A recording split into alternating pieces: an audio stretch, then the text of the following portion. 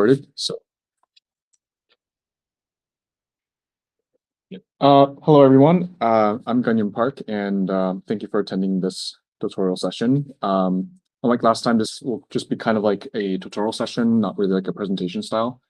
And it's a 60-minute session roughly, but I'll basically spend the first half of the time on the tutorial, and maybe the remaining half for if you guys have any questions, or if we're all good, then we'll just head back early. This was kind of like a collaborative effort, starting off with the StableHLO extensibility RFC that was proposed back in June of this year.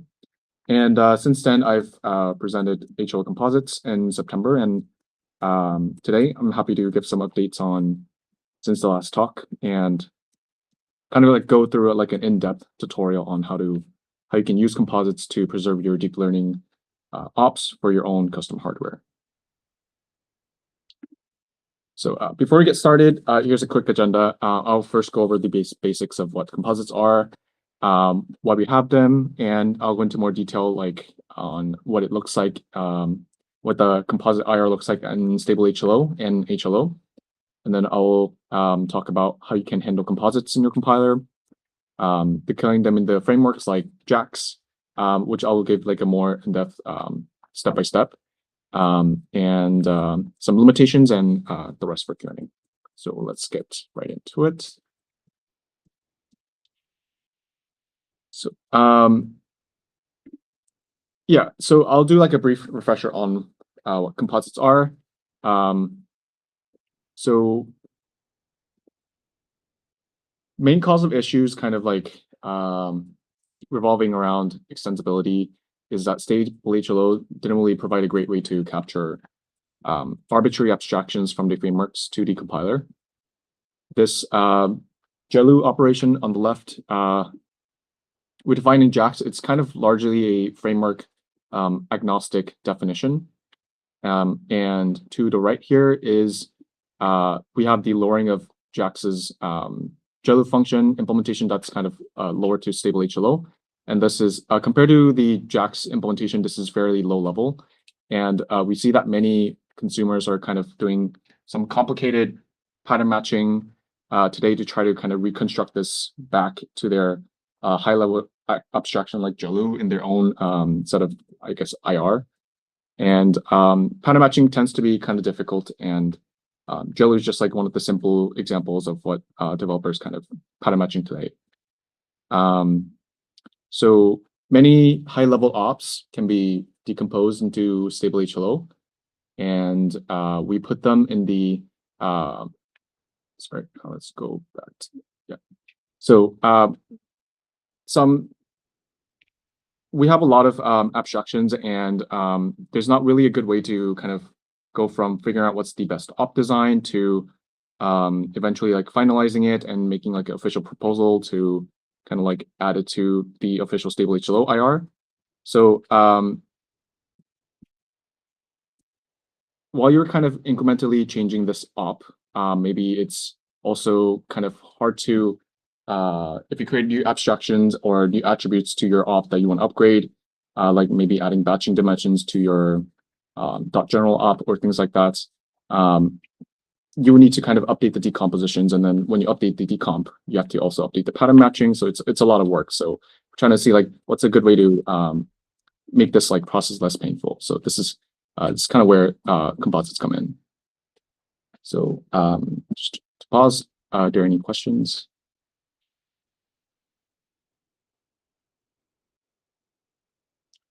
Cool. Hey, quick question. So I think the motivation makes a lot of sense. How much of the semantics of the op do you need when you're actually like passing it through as a composite? Is it just like a opaque blob with, you know, a given function signature, or do you also need to know like how it propagates shapes and types, and like, is there a requirement on that? Yeah, so composites are kind of like custom calls, but more organized. So one thing that composites require is to have a decomposition. So if you have a HLO, let's say some other hardwares aren't able to accelerate this op, then you would need like a fallback. to a different implementation. So that's one thing you need. And I'll go into a bit more details on like exactly what you need in the composites. Yeah.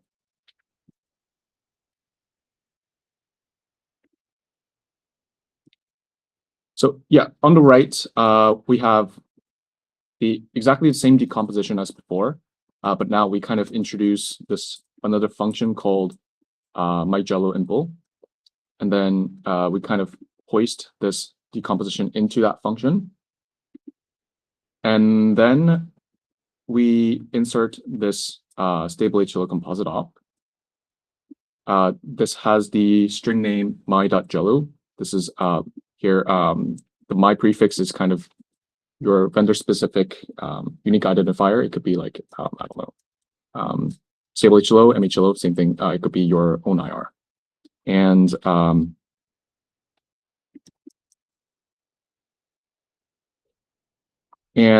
composites also carry attributes.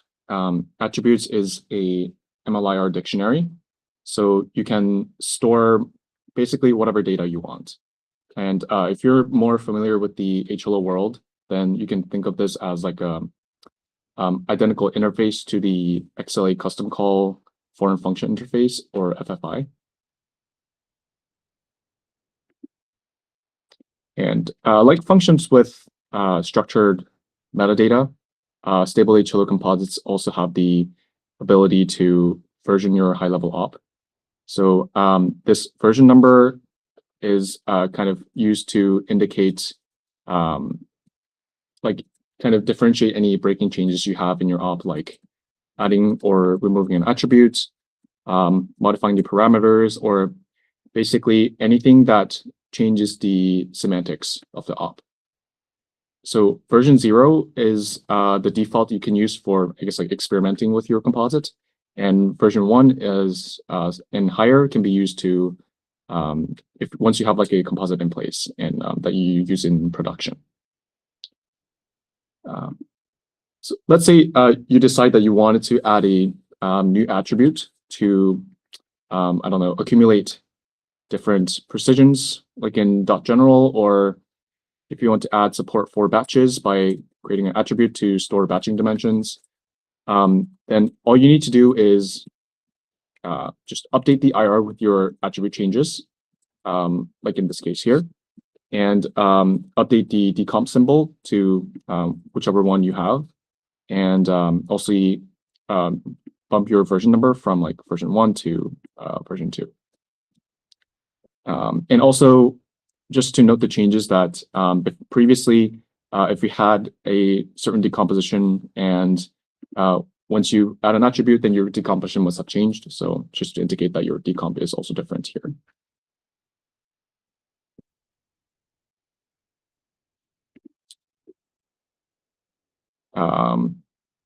Any questions so far? So the fused implementation is going to have to be exposed to FFI, and so you have to write that separately. Right. This is the implementation that you will have to write. But let's say you only have one specific hardware, and you are able to accelerate it. Then technically the decomp is not needed, but you could obviously like write your own pass to kind of like figure that stuff. Okay. And say for some reason this fails. So is the failover, and what we don't want is to see the fail. So quote unquote, see the failure as a regression in performance. You want immediate feedback in the compilation pass that, hey, I know you thought this is going to be a StableHLO composite, but that didn't work out for some pass mismatch or some maybe even error in the code or something like that. Mm-hmm. Is there a feedback mechanism like that? That's something you would have to write as a pass, and this is much simpler than the pattern matching part, because pattern matching you have to kind of like go through the graphs to figure out what are these set of like boundaries the ops that you wanted to target in the first place. But with the composite approach, you can just look at the composite name my.jlo and then the decomp name. So if your decomp is a unique identifier for your op, maybe you have a different element type, or let's say you only support F32, but then if somehow you encounter composite with F64 or something like that, then you know what the decomposition name, the attributes that's okay, you can't target this. So you can, for those cases, you can fall back to the default implementation you have up here. Otherwise, let's say you know how to target this myJLU with foo equals 0 attributes on F32, then you can write a pass to, okay, match this composite, and then switch back to your the op that you already have in your IR. So the fallback implementation, the spec for the composite, and the pass, as well as the FFI implementation, all of this is going to go hand in hand to ensure a smooth operation, essentially. Yes. And so let's assume that we are going to drive this through JAX. Then in JAX, is there something that I need to do, or it'll just work seamlessly? So basically, so let's say if we have like an SDPA implementation, then do we have to have a special API in JAX or an attribute in JAX? How does that work, or all of this is just going to happen entirely in XLA? Good question. So we have an API. We currently have like an experimental API in JAX, and it's still in development. But once that official API is out, then you can create. You can just write your own JAX function, like we have here on the JLO, and we will create like a lax API called Composite, and then you can basically insert your attributes, your composite op name, and your decomposition function, which is basically your implementation in JAX. And those three things are all you need, and then it will generate the composite in StableHLO. Okay, but at the same time, the FFI needs to be already there for it to pick up, right? Yes. Makes sense. Yes, Pushkar?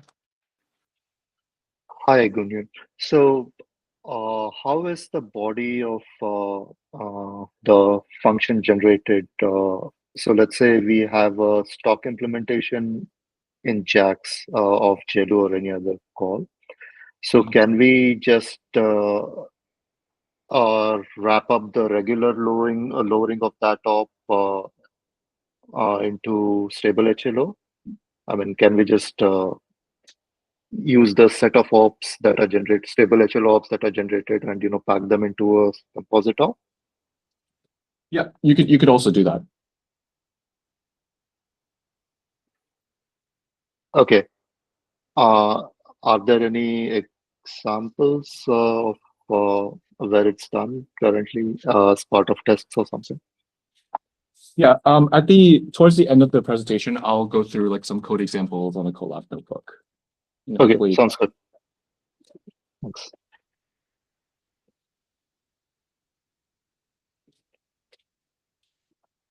All right.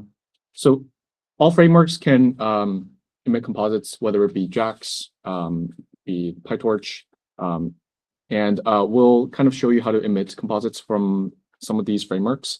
And we'll first show you what it looks like at the StableHLO and HLO level in the IR, and then later how we can create them at the framework level. So here you have your composite op defined in the main function, the StableHLO Composite, and we have this my.acos. This is what you want. And we also have this symbol name, mycos_impl. This is for the decomp attribute, and it's also defined in the function right below that. And this is basically the same thing that we saw in the previous slides. This is just a decomp and just a single op in your main function. And yeah, so this is what the HLO looks like for the same thing. We have this call op that has this new attribute called isComposite, and it has some front-end attributes. This is you might be familiar with this with the FFI, but it's a dictionary, and you can store your composite attributes, your composite name, composite version, and all of the composite attributes are kind of prefixed with the composite dot. And the default behavior, because we're kind of piggybacking off of the existing call op, we have this is composite. This is default set to false. So if you don't provide this attribute, then it will just fall back to the regular composite, or regular call op. And yeah.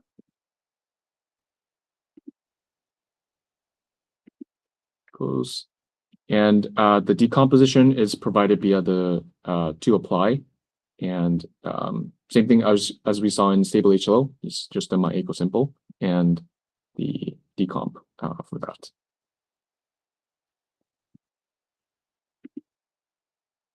So, okay, great. Now we know kind of like what composites are and what it looks like in the IR, but how do you handle them in your compiler? So there are two ways to do things. One is to have a dedicated op in your compiler IR. In this case, for example, like a TF-like dialect, they have a softmax op in their IR. Then you can preserve a softmax from the framework by creating a StableHLO composite, and then map your own op like TF-like softmax one-to-one, or you could keep this composite until lower layers of the stack and kind of defer the decision to whether inline the decomposition or accelerate this composite op all the way down to the hardware. So if your runtime knows this composite name, then you can maybe dispatch some kernels, or otherwise you can also just treat it like a call op.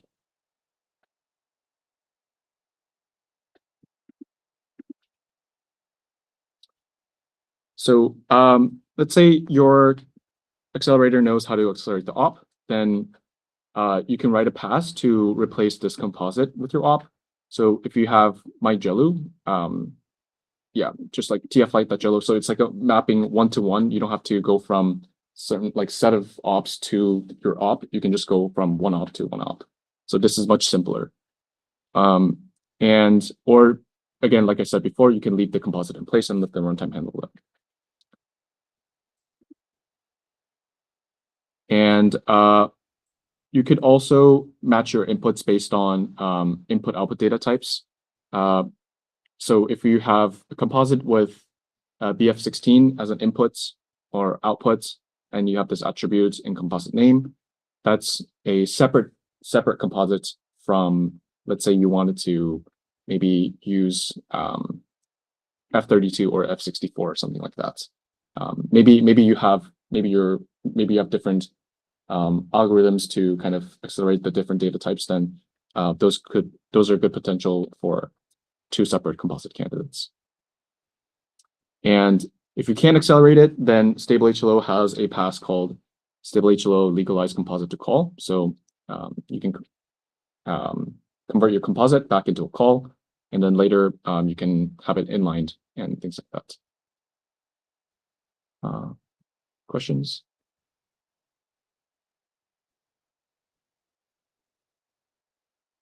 So is it possible that we write a composite that is like work for like a template kind of that work for different data type like a BF16 or F32? Yeah, if you don't really care about the input-output types, then you know that, and then let's say like it's and then you know your attributes, like then you can match your attributes, you can match the composite name, and then those are the only two things that you need to match on if you support all types of element types.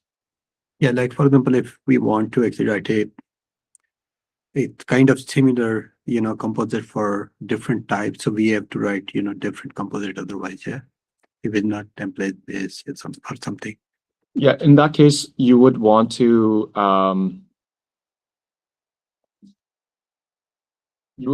have a different decomposition for different element types. Mm-hmm. Yeah. Okay.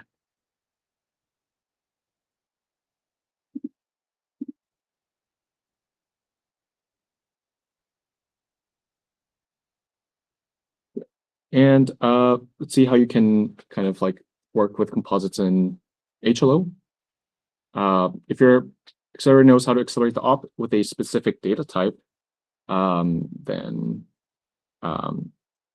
you can kind of match the op, check for your composite name like before, my.acos. If you care about the input output data types, you could also check for that in the attributes. And if you encounter composite with data type you don't support, then you can just inline it. And you can write a pass to replace these composites with your specific custom call. And if you want to kind of further leverage XLA optimizations, then you can choose to preserve your composites until code emission by specifying your composite name when you create this instance of the call inliner. By default, this composites to preserve at the bottom here is empty. Then all of your composites will be inlined. But if you know how to accelerate a composite with a certain data type attributes, then you could provide that name here, and then maybe the attribute. This is kind of still work in progress, but we'll add features to also be able to specify the attributes and types. But yeah, you can specify it here. Then it will preserve from. It won't inline your composite anymore. It will just preserve it, and yeah, the rest will get inlined. And so if you don't support it, then this basically the decomp will get inlined into your main function like so. And basically this Myco's impl is not needed anymore. So later in the pipeline, this function is unused, so it'll just get DCE'd and removed.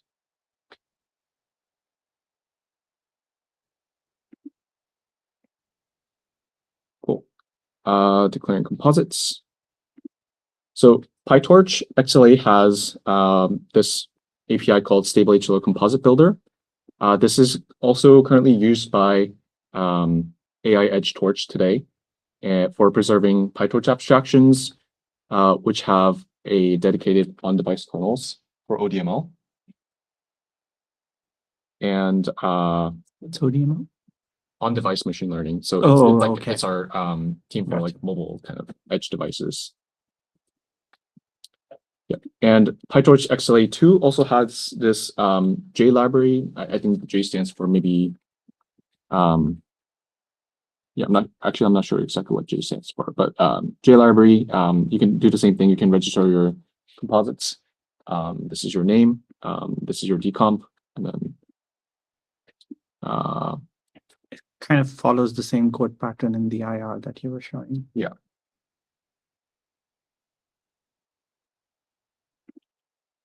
And this is the JAX collab. I'm not sure if you have access to the slides, but let me open up collab.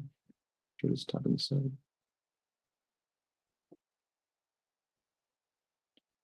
Yep. So currently, like this experimental API, so I have this implementation part hidden.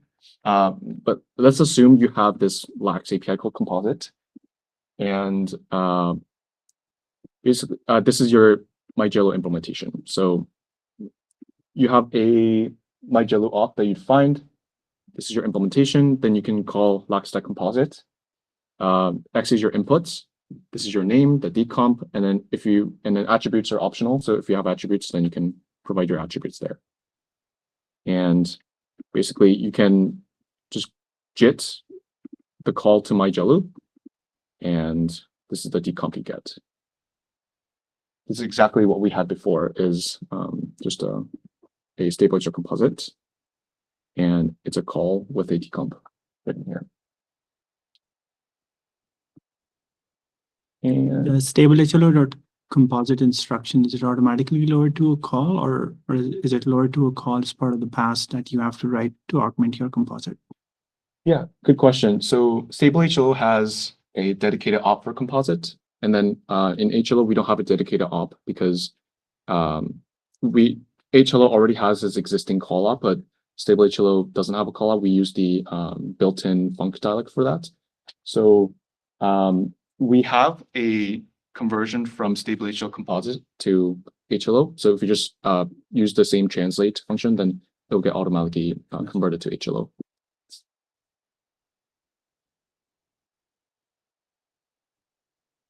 Yeah. So another example, you have your lax composite, same thing. And then if you have your attributes, then you can provide some here. And then your decomp. In this case, we already have ACOS implementation in JAX, and it gets lowered into some internal like CHLO dialect. I don't know if you've heard of that, but if you're familiar, then CHLO also has this implementation for it, like for it. So if you call my ACOS on lax composite and JIT, then this is the decomp you get for ACOS and your StableHLO composite.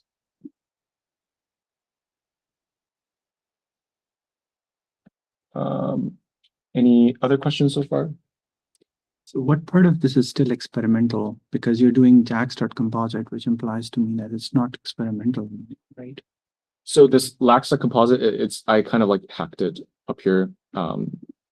This implementation is actually what I have hidden here. It's actually not part of the official module yet. Yeah. And this is not recommended, but if you're really ambitious and wanted to try composites right now, then you can. No, wait, show code. There are some steps to do it. You can define your own primitive, like JAX primitive, and then you can bind it to your myACOS function. This is your JAX API that we defined similarly like before.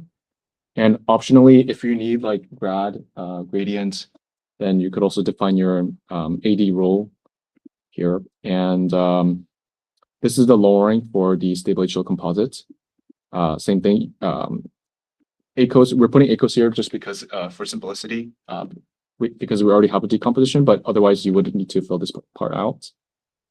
And internally, it will kind of call this, we will create this StableHLO composite op, and we return it. And this lowering needs to be registered to our MLIR. So we registers this primitive, and then this is the lowering for that primitive. And when you run this JIT, you should also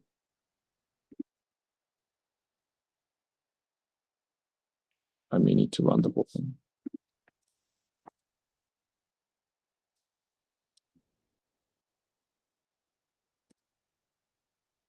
Great. Yep.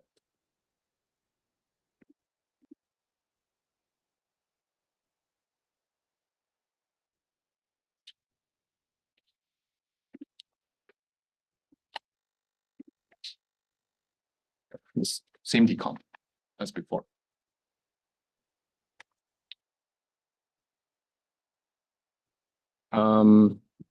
Any questions?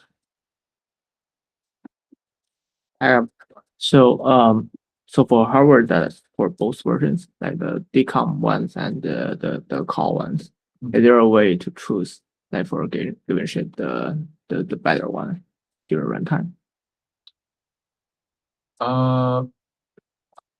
That's a good question. I'm not sure.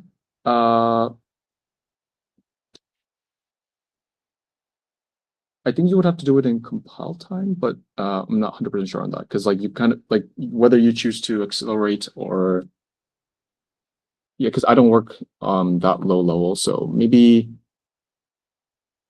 you can choose to inline it. If your runtime has the ability to choose between those two, then I'm sure it's possible.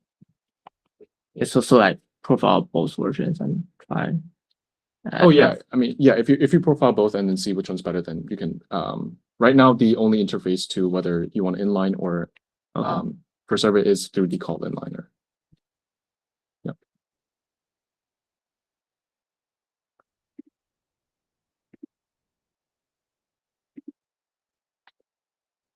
Yep. So Composites isn't without some exceptions, but as you saw in the demo, the Composite API is still not there yet. So, but it's coming soon. Also, it's kind of like an open question how we can fuse composites into other operations. So these are something that's that we still need to figure out. And that's it. If you have any questions outside, then you can also reach out to us via Discord or OpenXLA Discuss like before. And yeah, open for questions again.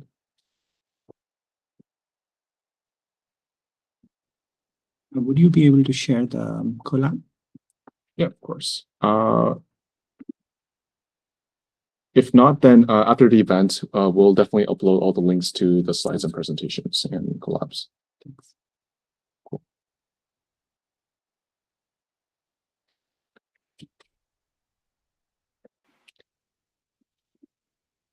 Yeah. If you guys don't have any other questions, then we're done for this tutorial session. For those of you who are virtually online, then you could have some time to chill and relax before the next tutorial session starts. And for the remaining folks, if you guys could also fill this QR code out for the tutorial session, that'll be awesome. Otherwise, we could head back to the Zipper, our main room.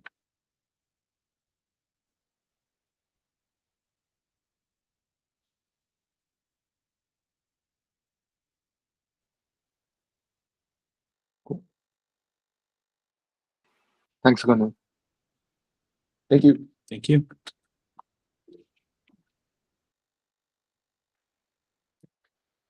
I think that's the rest of the Shardy talk.